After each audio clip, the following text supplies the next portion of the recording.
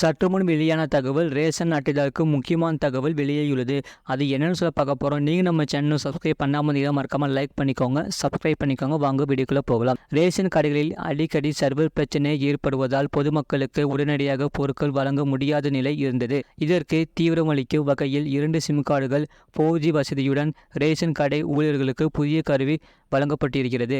தமிழ்நாடு முழுவதும் உள்ள பல ஆயிரம் ரேஷன் கடைகள் மூலம் கோடிக்கணக்கு விலையில்லா அரிசி மற்றும் மானிய விலையில் பருப்பு, சமையல் எண்ணெய், சர்க்கரை உள்ளிட்ட பொருட்கள் வழங்கப்பட்டு வருகிறது. ரேஷன் கடைகளில் உள்ள பெரிய பிரச்சனை என்னவென்றால் அங்குள்ள நெட்வொர்க் பிரச்சனைதான்.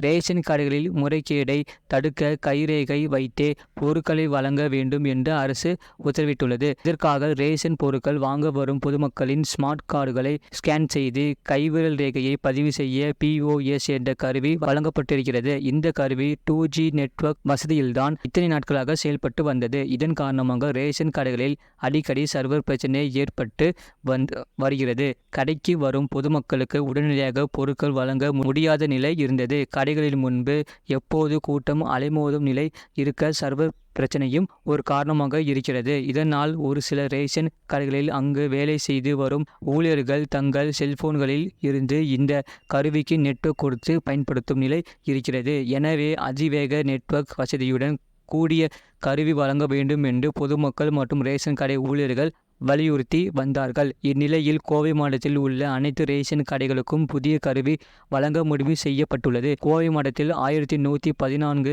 ரேஷன் கடைகள் உள்ளன. இந்த கடைகள் மூலம் 11,40,000 பேருக்கு விலையில்லா அரிசி மற்றும் மானிய விலையில் பருப்பு, சமையல் எண்ணெய், சர்க்கரை உள்ளிட்ட பொருட்கள் வழங்கப்படுகிறது.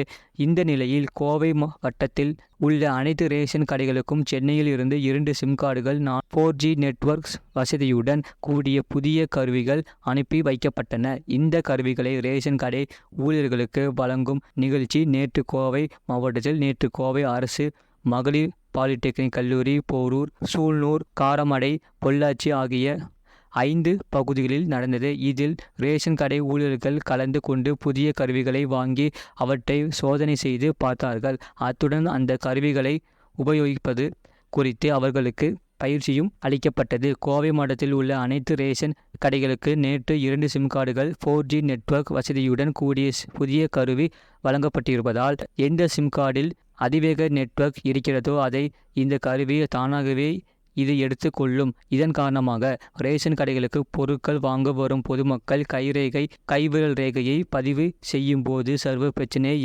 ஏதும் ஏற்படாது என்று அதிகாரிகள் தெரிவித்துள்ளனர்.